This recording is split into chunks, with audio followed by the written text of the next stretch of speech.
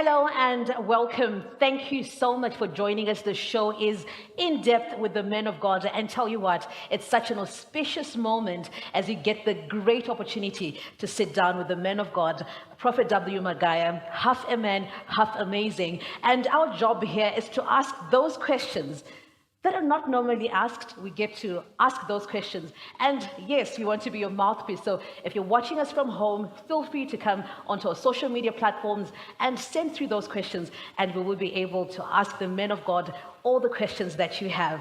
I am V Candy, and I am your host, but I am not by myself. Joining me is... Good evening. My name is Edward Mhlanga. And I'm Fatima Wahab. I am Love Momazuru. And we will go straight into it. Thank you so much, men of God, for this opportunity. Yes, your father, the prophet, the philanthropist, the titles are just too many to mention. But allow us, men of God, to talk to you, the person. Who is Prophet W. Magaya before the name? Before the name, as you have cited. I want to appreciate the space, which is today, and as I've alluded before, that I shall allow you to ask questions that the world may be afraid of asking, and to the viewers, I'm not used to be interviewed, but I've allowed this so that we can go in depth in terms of understanding me and the ministry. And I've allowed them to write down all the questions that may be hidden, or what you may be having in your mind and you've been afraid to ask.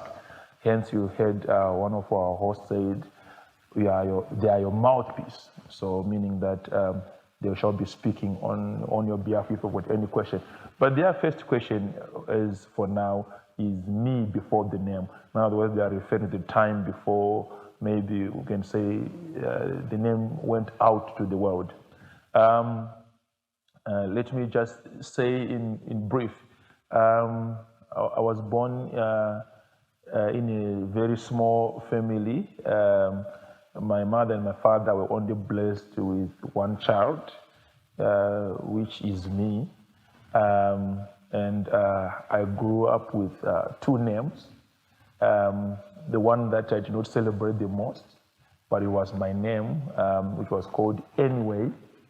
Most people may not know this name, but it was my rural name, and then the Walter, which was from my mother, which was a bit, which is known.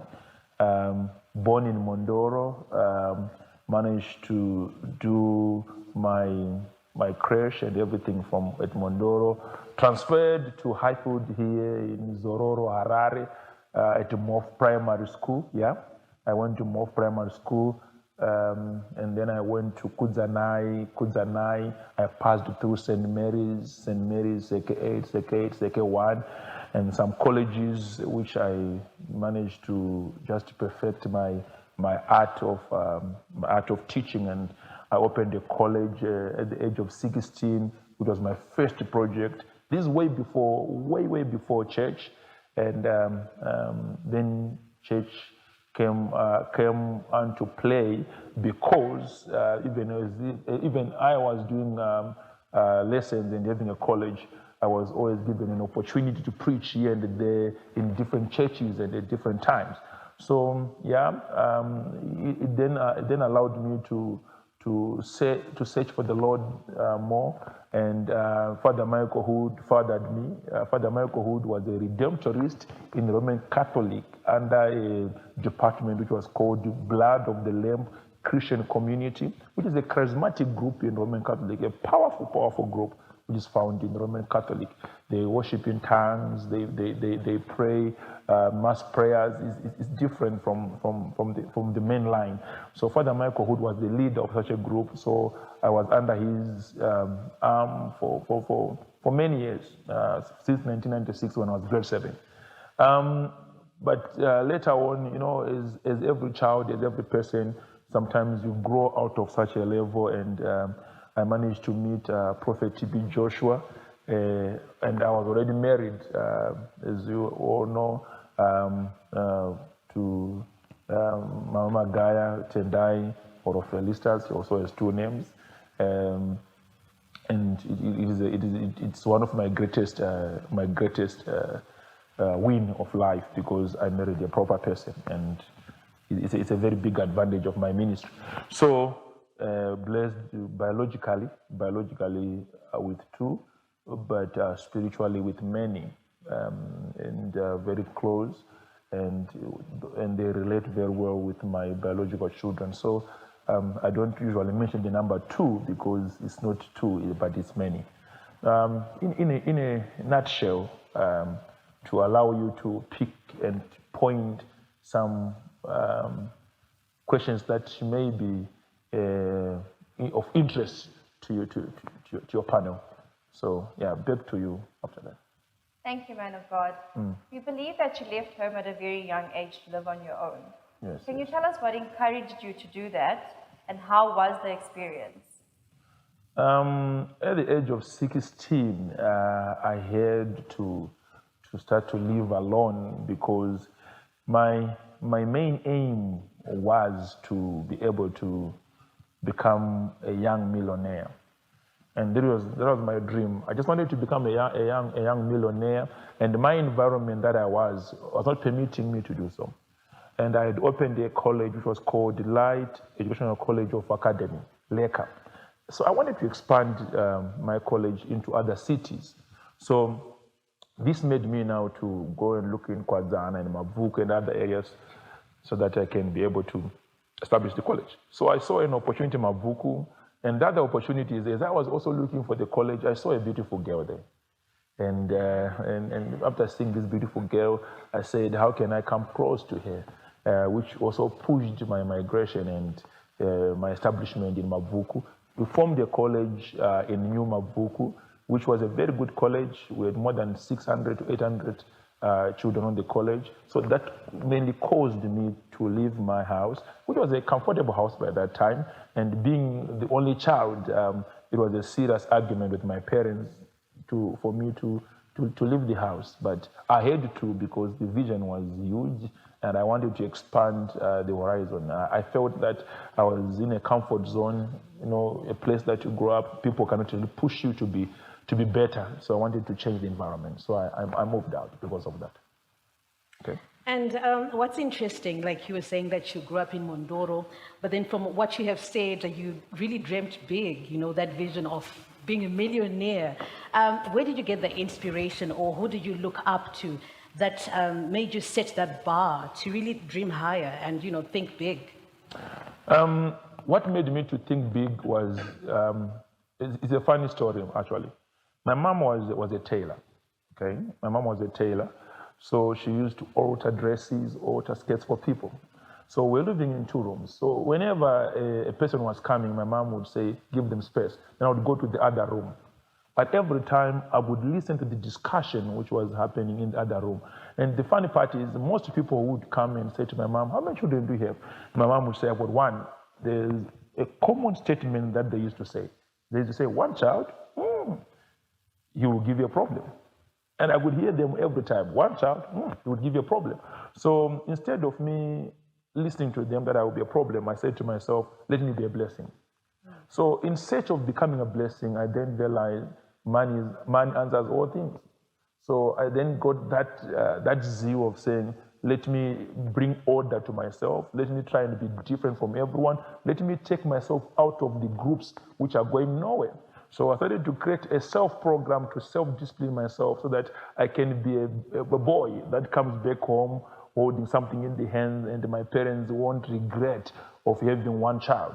Because my mother had explained to me that they did not have 1 child by choice, but it was because they couldn't have another child. So whenever somebody would come and say, you're going to have a problem with this son of yours, I would hear them say so, and I could mark in my head and say, no, I'll prove them wrong. So, when I was 14, I felt like I've delayed to grow. When I was 15, I was agitated. I wanted to finish my O-level so that I can start my own project, so that I can prove to the world that you can be one child, but you can be a blessing which supersedes even 10 children, 20 children. That was always in my mind. So it made me then to go and to research and make myself to have a bit of exposure. So I started to search people's lives, how they made it, how they become better. And this is at an early stage, and that was my main aim, to become better so that I can prove to the world that even one child can save more. And you did. Yes, yeah. Yeah, We can say so. Of course, we have not yet achieved as much as we would want to achieve. Of course, we have not yet gone far as much as we want to go far. But at least that one drop that I really aimed to have to make my parents smile, I think it is there. And through Jesus Christ, it will continue. Man of God, you have given us a brief background about your family. Now, it seems you spend a lot of time attending to the work of God. How has this impacted your biological family? They are all in the house of the Lord, and they also spend much time doing the work of the Lord. So it's easy because the environment is the same. So it's not like I've got a separate life whereby I have to be home and I have to be at church. Our home is the church and our church is the home. So it's easy and there's no separation. My junior serves, Yadah loves the Lord. Magaya, she's a leader in the ministry. And so there's no difference. The difficulty was going to be there if the family wasn't part of the vision. Like in the beginning, when the ministry started in 2012 or so, they were not understanding it for a year or so. She was working at a bank, and I was home doing ministry. Yes, there was a rift a bit, but then she understood the call and she came close. So there's not much difference. We are okay where we are together, and we are moving together. And as you see now, I'm now mentoring Junior very close, so that he can also do what he can according to his passion in the ministry. But I'm enjoying that he's loving what he's doing, so I'm teaching him very close, and it's coming up well. And they understand the gift very well? Yeah, they do. So far, so good. And it's not only them. You see, the big parties, even the extended family, their mothers, their brother, and everyone. I don't have anyone who is doubting the gift. I think time has proven to them that the gift is genuine and it is bearing fruits.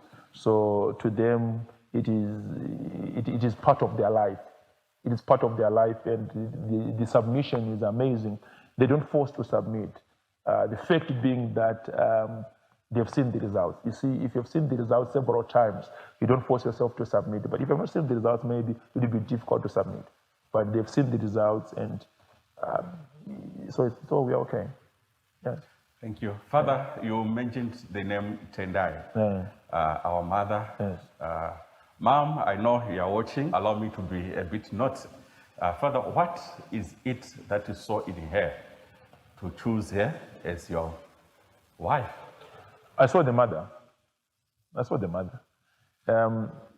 It is said that usually a person is nearer to their mother.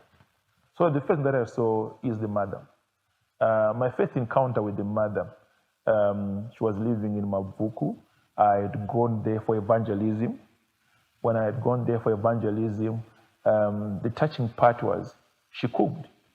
But when I saw her cooking, I did not see her putting oil in the vegetables. And I got a bit amazed because I wanted to see how could she cook without oil. But the vegetables were cut so sliced in a very nice way, and she cooked without oil, and then she dished. But when I was eating the vegetables, they tasted as if there was oil. So what made me to be attracted to the family was, if somebody can give without, what more with? That was my first attraction. So I loved the reception. I loved the aspect that she served me yet she had nothing at that moment. You understand? So I said to myself, wow, that's a give up. That's a genuine give up. So I started to know the mother. And when I saw the character of the mother, the calmness of the mother, how much the mother was pushing me to do ministry, I started to say, if she has a daughter and the daughter is nearer to her, I would want to become a friend to the daughter. When I then met the daughter, the beauty and the order in the family collided. And I was opening a college there. I did not inform the mother. I went quiet. I then employed her. I said, come, please, come and teach. She was very intelligent. She's very intelligent. So I said, come and teach mathematics. Well, she's very good at mathematics and accounts and other subjects. So I started to teach mathematics, and I was monitoring to see if she's nearer to the mother. I realized maybe she's more than the mother in terms of giving, in terms of how she carries herself, the order, the calmness. You know, we are in the world, this is 2002, 2003. We are in the world where already the world is very fast and everything. And I'm feeling inside me that my life may need a calm woman that can be there for you in time of problems and all that. So when I saw her being calm and everything, I proposed and I said, I would want you to be my wife. Of course, she said no. she said no. She said no very much. And I went to the mother and I told the mother, I said, Mom, I love your daughter. And she said, it's up to her, but I shall help you pray and hear if it's the correct thing from the Lord. So I used to pray with the mother to ask if their daughter is a correct woman for me. Wow. So the mother was more close to me than the daughter in a way. So whenever, and it took me 6 months, It took me 6 months to propose, and she was saying no, no, no, until she resigned and said, no, maybe you're taking advantage because I'm working for you. So she resigned, and after resigning, I had to go to the mother and beg the mother, please, Mom, speak to you. And the mama kept on saying, no, it's not my duty. Let's pray. If she's your wife, God will make a way. And after 6 months, on the 5th of November, she then gave me a sign of saying, okay, I may love you. It was a day before my birthday. And then I said, please come to the birthday. She came to the birthday, and boom, it happened that she did cut the cake with me. Oh. And but then I was turning 21, and it has been a few years knowing the family. And then that's the same year, the next year I married, the other year, it was a wedding.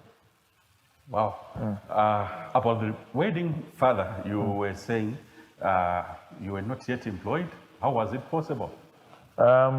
It was possible because it has been always that amount of faith that moved me. When I was young, I said to my parents, I'll have a wedding at Sheraton. That was my word. But I'd gone to Sheraton only once. In 1997, there was a wedding there where I was invited, and I went there. And then I said to my mother, that's where I went. But I was coming from the ghetto. No one believed such words, because where you're coming from does not even show us. And I was not also employed, and Magaya was employed, yes, but the amount that was coming from there was not enough for us to be able to pull such a wedding. But it happened, and more than 1,000 people came. This was before name, remember? More than 1,000 people came, people pledged, people helped, miraculous things happened. I did not even pay for the venue. The venue was paid by somebody who did not turn up for his show. So the owners of the venue then called me and said, you wanted Sheraton, we can give you for its empty. And I took over, and it was an amazing time. And everybody enjoyed, and the order was amazing. So it was that righteous anger, that righteous faith where we push and say, I will do it, no matter the circumstances are not saying so, but I will do it. Yeah. Going back to Yadah and Junior, are any of them blessed with a gift like yourself? And if so, how have you protected them from the public eye? I protected them very much. You see, the gift of prophecy and the gift of healing and can be received by anyone. Everyone can be a healer. Everyone can be, yes, because those are 9 charisma gifts. When you can heal, when you can prophesy, when you can deliver, it doesn't necessarily make you a prophet.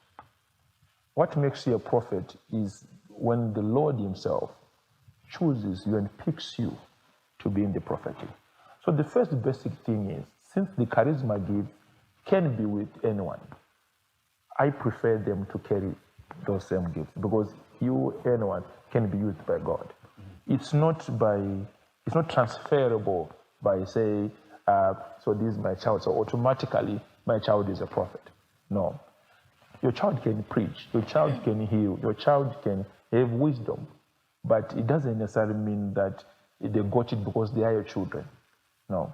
The 9 charisma gifts are for everyone. So my first approach to my family and those that are close to me is my wish is for them to carry the 9 charisma gifts. Gift of faith, gift of wisdom, the gift of performing miracles. Doesn't make you a prophet. But my desire and my prayer is that may the Lord choose them as well, so that they can sit in the prophetic gift and work in the prophetic gift. For I know how much the gift can help them and also help the world, and as well to carry the legacy ahead. So yeah, I protect them first of all for them to be able to carry the 9 charisma gifts. But if God chooses them to become prophets, I will thank the Lord and I will honor him. Wonderful. I love how they're so seamlessly involved in your ministry, as we've seen with Mama Magaya and with Junior.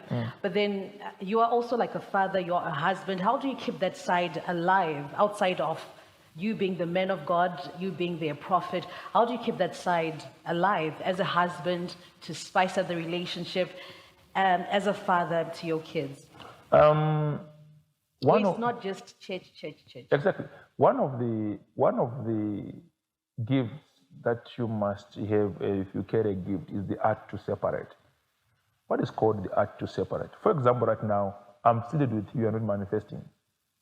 Right? We're having a discussion. Yeah. I'm allowing you to ask questions and I'm giving you time to speak. It's an art of separation. I've allowed you to ask questions. But I can change the mood and you can all start to manifest. Don't. We can do that. But it's because I've agreed to have such a show. So when you're home, you can use the same gift, which is called the art of separation. That's why I'm able to play soccer. I'm able to play soccer. That's why I'm able to sit and watch TV. It's not that I will not know what's coming. I may know what's coming before it comes. I may watch even soccer, even if I may know the scoreline before. But what is trying to happen is this. As much as I'm a man of God, I'm not a God of man. I'm a man of God. So the fact that I'm a man of God, I would want also the man in me to be in action so that I can also relate with others. So it's called art of separation. So when I am with them, I remove that which may provoke them and bring that which can relate with them. And this is the gift. This is very, very important. This is the gift that allows a prophet to be able to teach in church, to preach in church. You'll be preaching to people who are having demons. And you can see the demon, but you may have an art of someone says, okay, I'm in a moment of teaching. I will provoke that spirit later when it's time for deliverance. So this is the art. So the art is called the art of separation. That makes me to be a husband. That makes me to be a father. That makes me to be a friend to those that are my friends. That makes me to be a sportsman when I want to do sport. So it's called art of separation. That's what I use. All right. Man of God, you've touched on a very interesting area there. You said you are able to see a scoreline of a football match while you're watching it. So my question is, do you at times use your prophetic gift, say, in a business deal? You see, if you are given powers, you are supposed to be responsible. Because if you abuse the powers, you may lose the powers. It's like a policeman that has been given an AK-47. You can't then move around shooting everyone. For example, I cannot prophesy to you unless I ask for your permission. because it will be abuse of power. When then God trusts you with this power, He's expecting that you're going to be responsible enough, because you can't move around abusing that which is in you. That's why you see a man of God may not even go to the hospital to pray for people. Why? Because he's not invited. The question is, do you allow me to? Then if you allow me to, for sure, I can use the gift. Even in business. If I'm talking to you in business or talking in business, and then you don't invite the prophetic onto the meeting, I won't bring the prophetic onto the meeting. Unless you invite it and say, bring it on the meeting. Then I'll bring it. You see, what is happening is most people think that a prophet may just move around, seeing that, looking at that, and answer. No, it's not like that. You need an environment for it. The prophetic needs an environment for you to manifest. The first environment is acceptance. Yes, there are times that a demon may manifest before I even say anything. But the first thing that we use that is because the person has already come for the environment. So I'm in a business meeting. Somebody wants me to prophesy over the future. I can. But if they don't ask me, even if I see it, I cannot tell them because they have not invited me to say it. All right. No, that's very enlightening.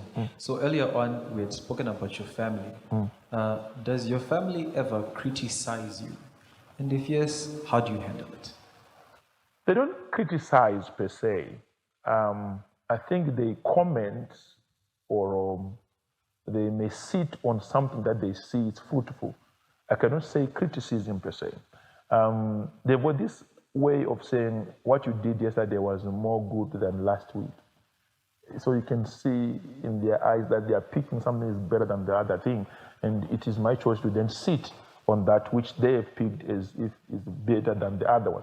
So they don't really criticize. They are so close to me to know that I rarely make mistakes. If I make a mistake, maybe once in a year or so. Interesting, thank you. Mr. Mazuru? Man of God, you now have the name. And there is a lot which comes with the name. Good, bad. You've been attacked on several times, be it on social media, public media, but you've managed to handle pressure. Tell us the secret. You see, if you are doing nothing, no one will speak about you. If you are seated at your home and you are just seated there, no one will come to your house and throw stones at your house because you are doing nothing. But if you are really doing something, I think you attract also people to come to you and attack you. One of the days in 2014 June, there was a paper that wrote me for more than 30 days. Okay, it's still on to July actually. I took all the papers and I went to my father, Prophet TB Joshua, and I said to him, I don't want ministry anymore because the newspapers are writing about me. I'm on Facebook. I was crying and I was saying I was very emotional. I said, I'm tired. Because when I went into ministry, to be honest with you, I did not know that there is such fight in ministry. So I wasn't anticipating it. And he laughed at me. I said, why are you laughing? I take 4 papers. He said, come here. I went into his library. I saw piles and piles of newspapers of him, negative stories, which were so much dated than my own stories. I said, wow. Then I said, how are you courageous? He said, you know what? I feel that when we are in heaven, we're going to be interviewed and people will be talking their story. Peter will stand and say, I was beaten and I was hung upside down and with bruises and everything because of the gospel. I want you to convey your story and the story of Peter. Peter will be saying that, and you stand and say, I was on Facebook, and you gave up ministry because of Facebook. What about those that were stoned and never did give up? So Facebook is nothing. Newspapers are nothing compared to what the old church faced as an attack, and they kept on going.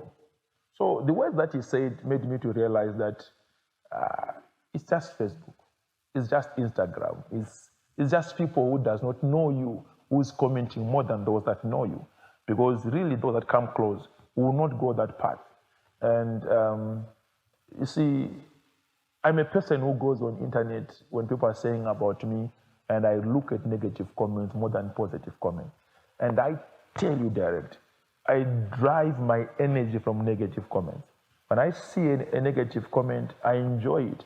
I see the mind and the perception of the people, and I say to myself, how do I achieve a proper perception at what period?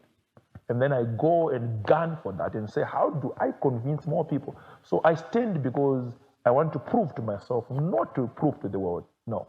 I want to prove to myself that I can be better than that negative comment. I can do good than that negative comment. I can have more people than what they are thinking, even if they are negative comments. So that is my energy. My energy comes from the negative comment. So they've been a source of inspiration.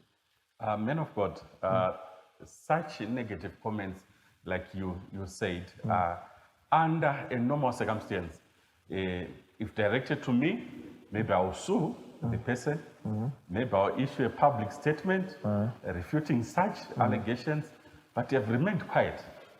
Yeah, for the past 9 years to 10 in ministry, I've never given a public statement unless maybe it was a platform where I had to, maybe once or twice, maybe the issue of Aguma. So yeah, that's when I spoke, but it was out of, I had no choice. I had to speak there.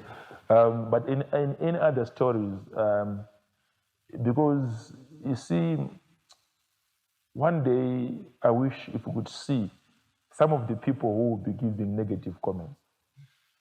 If you see the people that will be giving negative comments, it will just tell you not to comment. Because most of them are speaking from a table of not knowing anything and not even having a clue. One thing that is very important that you should know is none of the people that are above you will comment about you. It is those that are under that usually speak. That's the most important point to know. So by so doing, you don't want them to come from where you are and then try by all means to come down and clarify your point to a person who has already taken a position. You see, a person who has taken a position, even if you come with 500 ways of proving to them that no, you are wrong, if they've already taken a position, they will find something negative even in that position that you have just showed them that you have the proof. So it is far much better not to fuel the story or to fuel the issues by putting a comment on it. And you see, time answers all things.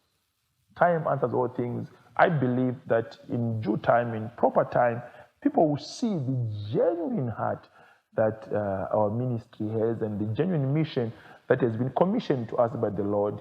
And I believe the time is coming and the time is now. So sometimes we allow things to flow and then allow time to become the answer of all such things.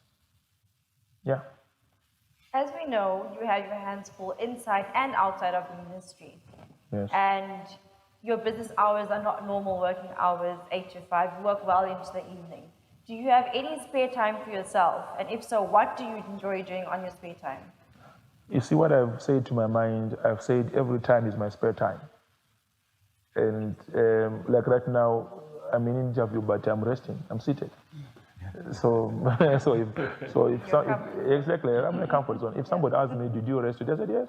I had an hour interview, I was seated. And because I enjoy what I do.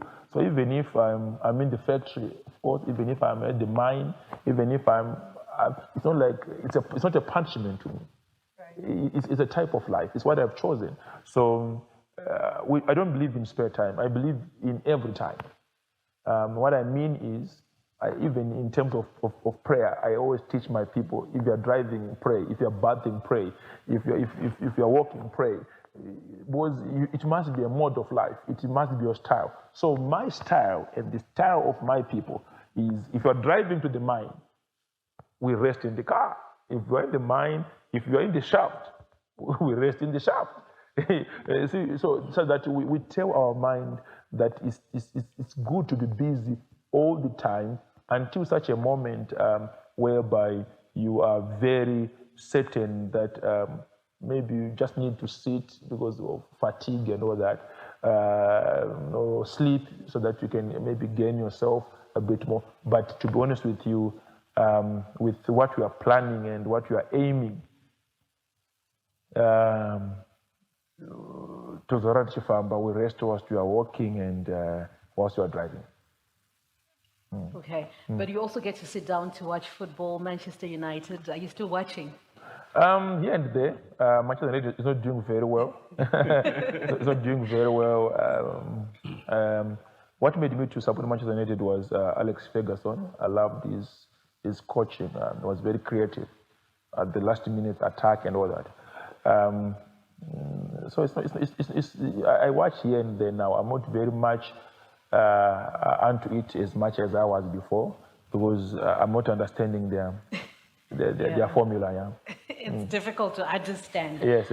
But with a person who's successful, a lot of people want to be your friends. Are you still in touch with those you grew up with? Do you have friends, people that you call friends around you? And how are you also able to choose people, to know that their intentions towards you are good? Do you have friends? And are you still in touch with those you grew up with? The door of friends was a bit closed for the past years. And I was actually having a discussion with some of my children that I'm going to try and open it up now. It was closed because I ever felt behind. And I didn't want an influence. Those friends are very influential in your act. They can modify your theme unaware. So I didn't want to open up very much so that I can focus on the vision that I have. With what and where I've gone right now and the responsibility that is now in my life, moreover, after the passing on of my father, it has given me a position whereby I now need to open up for friends such that I can also understand other people. But it was very difficult. I wasn't very much open up for friends because of my schedule. And I don't know if I open up, if they'll fit in as much as I want them to fit in, because what I've realized with many people is people are lazy. That's what I've realized with people. And when you're playing with somebody, you also want a person who has the same energy as you have. You see, there are people who want to be liked, yet they are sleeping more than they should. There are people who want to be favored, yet they're doing nothing. So the fact of you wanting to be favored, yet you're doing nothing, for me, it complicates the whole aspect of my life, because I've got a vision. I've got things that I want to accomplish. I feel so much behind. I'm so much behind. So I want to achieve a lot and do a lot in a short space of time. And so I can't say I want a friend who's going to say, let's sit, let's just do nothing. I would want a friend who says, where are you going? Let's go together. What are you doing? Let's do together. What is your vision? Let me be part of the vision that we can achieve what you want to achieve. That's the friend that I'm looking for. So yes, I'm going to open up to other men of God.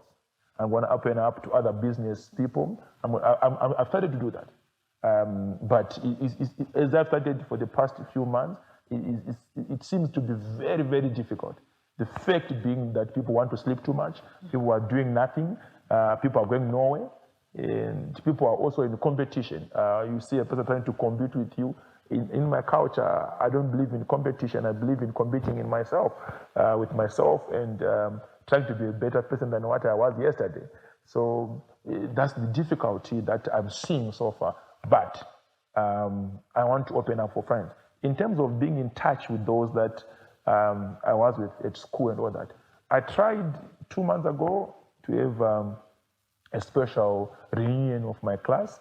I did send one of my classmates to look into it. I don't know what happened. They didn't come back to me with the proper report. I wanted to do a reunion of my O-level class, 2000. Is it year 99, 2000? At second one high. I wanted to do that and make sure that I meet them. So one of my classmates was looking into it, so that I can see what they're doing and see who I can also empower with my small capacity. Yeah. Are they surprised with the person that you have become, or they saw it as you were growing up? It's a mixed bag, weekend. Why? Those that were close to me, they're not surprised at all. But those that were a bit far, they're extremely surprised. Because you see, what is happening now, I said it way before. Way before. In 2002, 28 February, I had a vision. Okay, I had a serious vision. It was an honored prayer for youth, and I was laying in the spirit the whole night, and God showed me a vision. This was in 2002, before I was married. This is the time of the college, and I told everyone that I'm going to have a very big ministry. And people were like, what do you mean? And I told them what I saw in the ministry, which I have not yet seen yet. I'm going towards it, but I am not yet there. But I'm going towards it. And so those that are close to me are still aware of the vision. But those that are far away, they are not, they're surprised because at school, we were not the brightest, nor the fastest. And we are not even well established in terms of wealth and money and all that. So they're a bit surprised. Yeah. All right. Men of God, many people derive important lessons from difficult, stressful situations. Yes. Can you say you had such an experience which would teach you what you'd say a very important life lesson to you? Yeah, a lot. As I was saying on the aspect of commenting, when I spoke about commenting, most of our position, it is after learning, because in any situation you learn. If it's good, you learn. If it's bad, you learn. If it's nothing, you learn. You learn on everything. If there was any improvement, you will learn. So if I move in this direction, there is no improvement. So all what we are right now is PhD Ministries, is Prophet Magaya and the ministry itself. It is through the mistakes, it is through the good times, it is through the painful times, it is through the good people that have been close to us, it is through the bad people that have come close to us. So yeah, we learn from all such attacks and we become better. That's great, man of God. So do you have what you can say the most important life lesson you can share with the world? The most important life lesson? People are people. That, for me, that is one of the biggest lessons. It can be more than that, but the first most important lesson is people are people. You see, I grew up in a family where my mother could allow our cousins, our aunties. Of course, I was one child, but we were always 15, 16, 17, 20, 16, 17, 20. Yeah, that's how our life was. So I took that and started to move with that even unto ministry. So I took a lot of people and said, come, let's stay together, let's talk together, let's eat together. Only to be shocked that you can stay with a person who is wishing you dead. You can eat with a person who's holding poison in the other hand. Only to realize that a person can lie to the world and the world may believe them and survive in such a mode whereby because they are being believed because the people are seeing you with them. So the first most important thing that I would want to say, which I learned all these past 9, 10 years, is people are people. They change, they lie, they cheat, they have crocodiles, tears, they may smile as if they love you, yet at the back they're holding a sword, and they go behind your back and say negative words, they come back and smile at you. So that was my biggest life lesson, because I trusted people more than you can ever imagine. I loved people, I still love people, but I now love them with a very intelligent mind which says, love them, but be warned. Love them, but be careful. Love them, but move in a proper direction. Love them. You see, a person can lie whilst crying. And people will say, if she is lying or if he is lying, why is he crying? And you look at them and like, but this did not even happen. So that is the biggest lesson that I think the whole 9 years or 10 years of ministry I've learned, that people can be like so. When I started to do ministry, one thing that is very funny is I did not want to do ministry myself. I didn't want to own a church. Okay, I was in BOCC. I was leading a department which was called Prophetic and Healing Department. That was what I was leading. And I was being sent by Father Michael to go to different places. Of course, I'd gone to Scowan. Prophet, you had told me, go and pray for people. But I said to Father, I've been told to pray for people. He said, yeah, I know, you've been praying for people, but now here's my car, move around. The same people that I was moving around with, praying for people, are the ones who went to Father Michael Wood and say, please, Magaya is gone too far. Remove him from your ministry. And Father called me on 20th October 2012 and said to me, you can't be here anymore. You can't be here anymore? Yes, you can't be here anymore. I said, why, Father? He said, because everyone in my ministry is saying you've gone too far. I said, too far? What do you mean? He said, you can have your own ministry. But I said, no, I do not want to have my ministry. I want to be under you.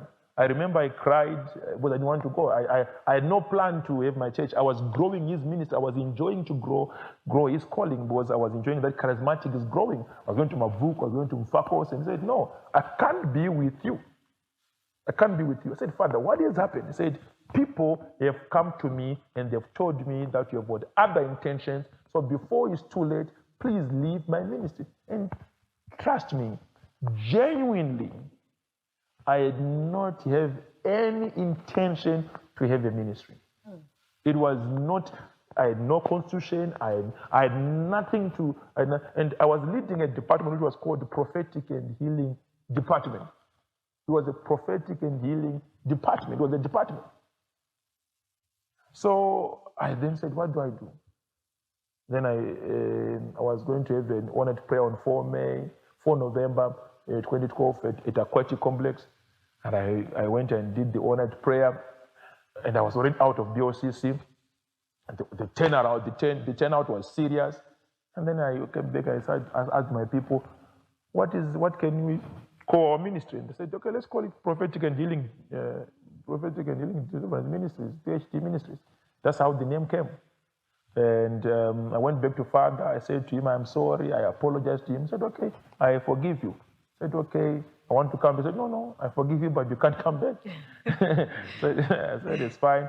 But I said, can I continue to speak to you? He said, oh, you can speak. So I continued to speak to him until he did forgive me completely, and he started to be proud of what I was doing. That's why you saw him coming to church at some point, holding the microphone and speaking to the world. But I was always his dear, because he protected me many times. So the biggest lesson that I picked out of that is the same people that I was moving with are the same people who were backbiting, who were saying things that were not happening in the field. So working with somebody doesn't guarantee them to be perfect. Working with somebody doesn't make them to be your true buddy. Some people are just comrades. They're just comrades. They are with you because there's an assignment. Doesn't make them to be buddies of your life. So yeah, people are dangerous. Thank you so much, men of God. We see you are now talking more on the ministry side. Because we've got many other episodes coming up where we'll go deeper into the ministry. Back to family issues. Okay.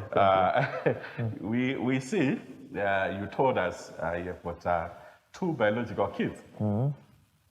Any more coming? We hope so. If the mother of the house says so. But if you ask me if I'm going to adopt more, I will quickly say yes. My mind is more in adoption now, because I feel that where the Lord has placed us may give us an opportunity to be a blessing to others. So my mind is more on adoption. That's where my mind is and my focus is.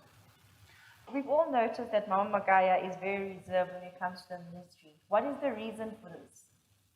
Protective. You can't dip your both legs into the moving water. You need to be very careful. So the first sense is to be protective. She's perfect. She's good. She's anointed. She's very powerful. But is there a need at the moment? Not much. Until such a time that there will be a need. So that's the first point. Second point is you also take the approach of your mentor, as was Prophet T.B. Joshua, as I try also to be in my ministry. So it's a position of the mentor and the position of being protective. Okay? And for a person who's in the public eye, and a lot of people have opinions or a perception of who you are, but what is the greatest misconception about you as a person? That people think that you are this person whom you are not. Maybe something that we don't know about you. It's a lot. It's a lot, and I hope this program will clear a lot. It's a lot. With the coming episodes that are coming, I hope it will clear. Because if I start to mention now, I may not finish. But it's a lot. We see it on the negative comments. We see it on the negative comments. There's a lot.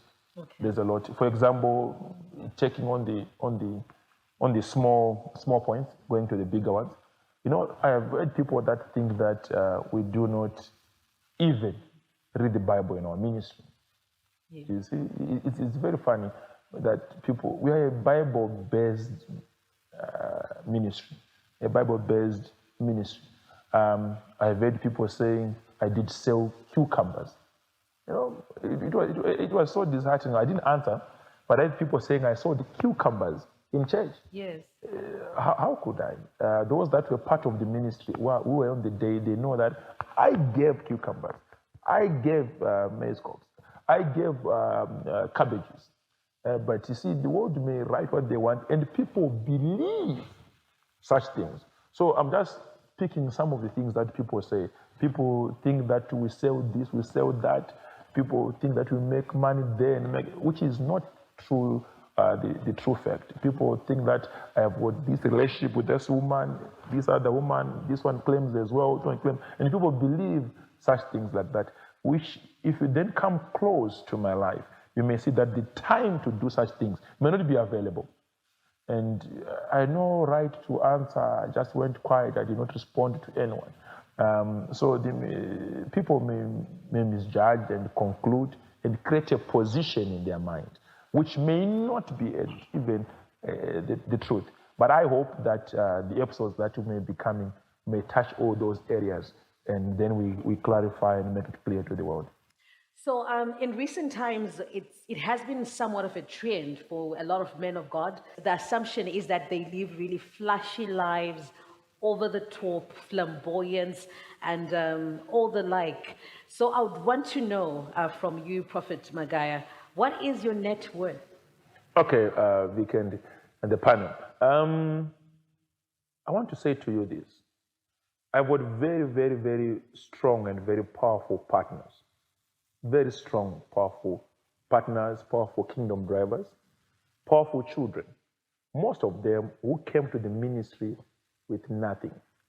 And then the Spirit of the Lord made them to become better people.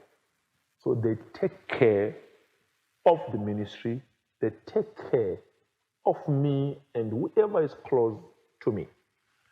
Number one. Number two, we have a prophetic gift, which helps us if we venture into anything to flourish. But if you check all what we do is for the kingdom of the Lord. So me as a person, I can safely say I have nothing. But for the kingdom of the Lord, we have everything that is necessary for us to drive the kingdom of the Lord. We can't really calculate how much it is, but I tell you, for the kingdom of the Lord, the ministry partners, kingdom drivers, they do provide. And to see us able to go to Kenya and pull out such type of crusades, we're going to Malawi, we're going to have a powerful Mozambique, powerful crusade, Mozambique, Uganda, Ghana. It is because of the partners. So I can say, if you ask me What is your net worth? I will tell you the net worth of my people. I have got established people who are ready to support the ministry, and they are ever supporting the ministry, and they give us the mileage to go far. But as a person, as me, I will say to you, all what I have is for the Lord, and is never for me. So what we get, we channel it to the Lord. That's why we're not even able to calculate it. But it's enough, and it's pushing the kingdom of the Lord. Do you get to spoil yourself with, flashy big cars, private jets? We've seen other men of God have acquired private jets for themselves. I would wish to. And if it comes to me, I'll receive it with two hands. And to tell you the truth, if it comes to me, I'll receive it, but I will straight away channel it for the work of the Lord. I don't know if we have been studying and looking at the life that we're trying to lead ourselves, because it is always as the mentor. My mentor, which Prophetic, told me that what you get and what you have, try by all means to use it for the kingdom of the Lord.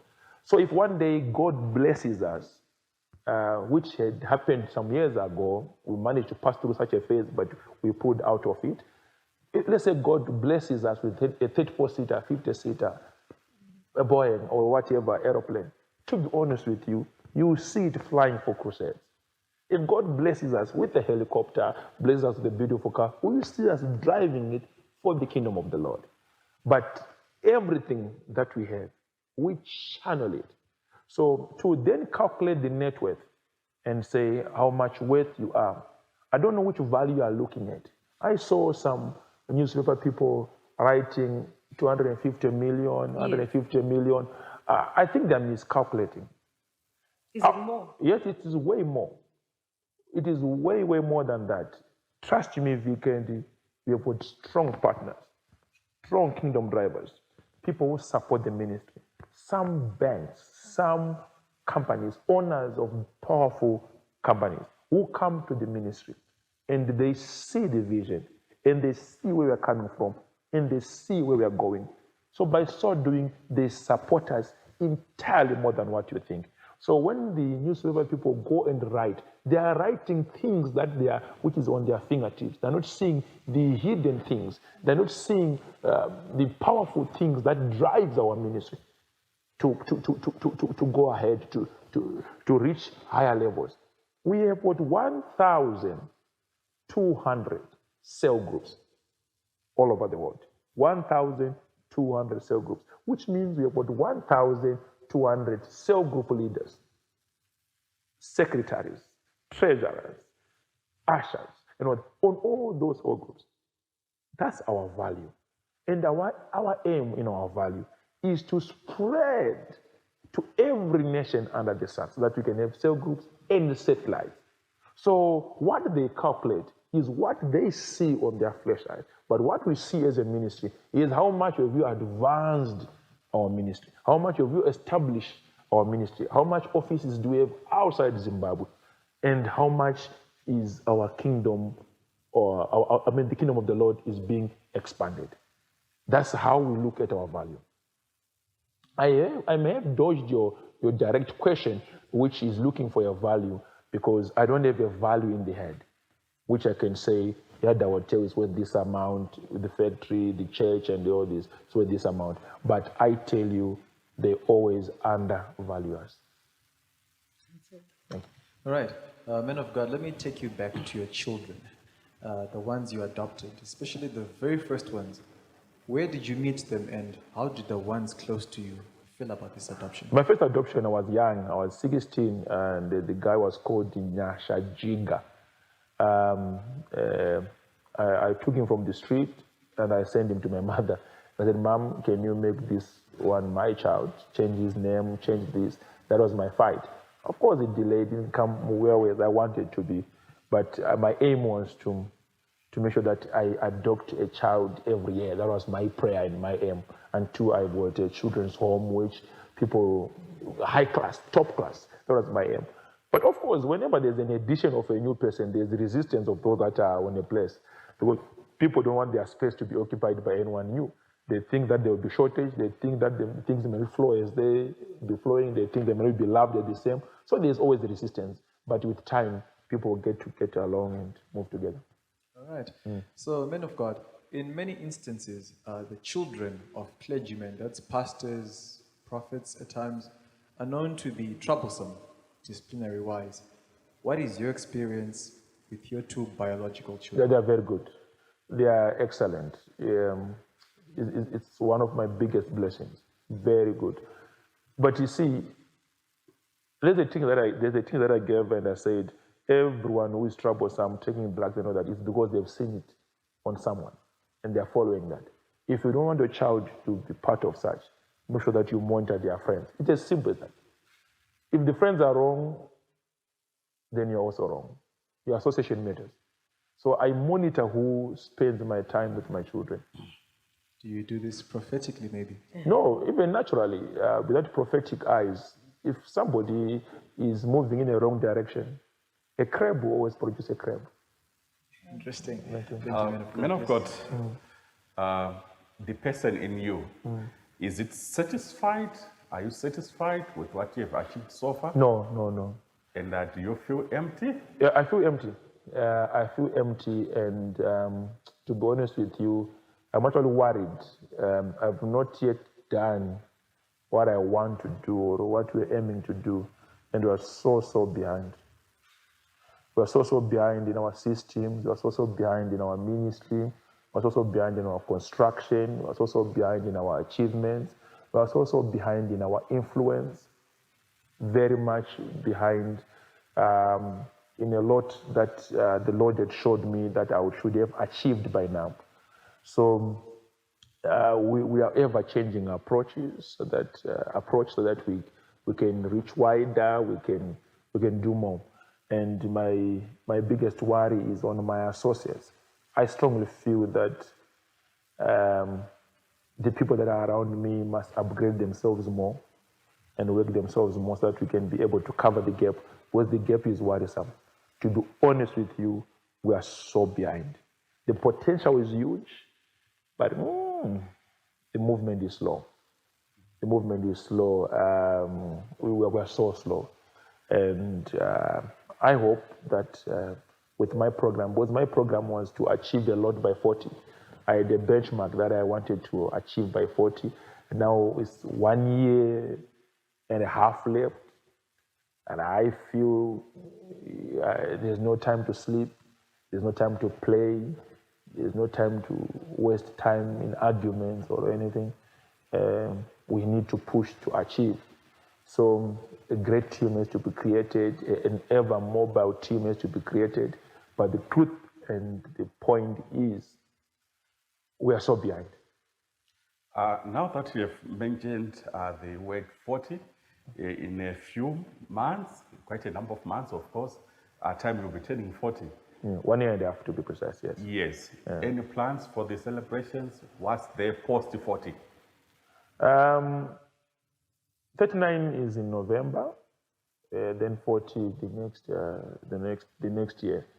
I have not much plans on the celebration side. My plan is on how many things would I have officially opened, which will be progressive. That is my plan is how many lives would I have impacted and helped. That's what I'm looking at. I'm not really looking at the celebrations per se. I'm looking at what I would have done for the Lord by 40. Okay. Man of God, tell us, do you ever get to go on vacations? And if so, how many times a year do you go? And which has been your favorite place that you have visited so far? And do you have any more that you need to tick off your bucket list? Vacations. I've never been at a vacation. I've never been. I'd say to myself, after 40, then I'll start to. So I'll see. I don't have a bucket. As life begins. Yeah, exactly. I don't have a bucket list per se. I have wishes, but they are basically based on the ministry. But you see, sometimes you also look at your family and you see that they are willing to go, they want to go, and I allow them to go, of course. But as in me, as much as I feel behind, I can't be in a vacation at the moment. I've gone to Dubai, but it wasn't a vacation. I've gone once. I went to Dubai once in 2018. June 2019, somewhere there. But it was a conference. It was a business conference and it was a church conference. So yes, of course, I went to this St. June's and everything. But I didn't enjoy myself because I was ever thinking of the work. So I can't say I've been at a vacation. I went to Vic Falls last month, but it was a business trip as well. I only managed to go see the falls for 5 seconds. I said, let's go. We're shooting already. And yeah, so I've never been really at a vacation because of how much I feel as I'm behind. But I think the time will come when I'll go to the vacation and it will happen. So do you feel so far the gift has restricted you? It's not like a restriction, it's a choice. Okay. It's not a restriction per se, it's a choice. You see, when you've got a gift, it's a choice to nurture it. It's a choice to engulf it with a character that makes it grow. Because it doesn't mean that when you then become a prophet, suddenly you block not going out. You can. But it is my personal choice, looking at my background, looking at the time that I have in my hands, that I should push more, do more, speak more, impact more. So vacations may not allow me to do that. Okay.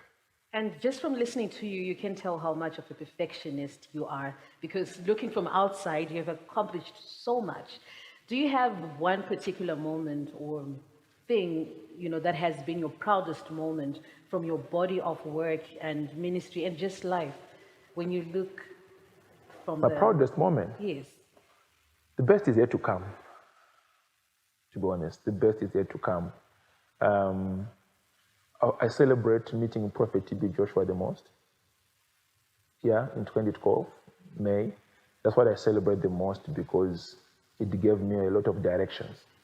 But to be honest with you, the best is yet to come. The challenge that I have is whenever there's something, even after this interview, I'm going to turn my head and start to analyze. And in 90% of it, I won't like it as much as one would expect me to like it, because I'll be feeling maybe I did not have the correct questions, I did not have the correct interview. That's what I do in my life. Even if it's a big Sunday, I turn my head, and then even if I look at me preaching, I say, but why did I leave that point? Why did I leave that point? Why did I not express myself in this way? So I always say to myself, the best is yet to come.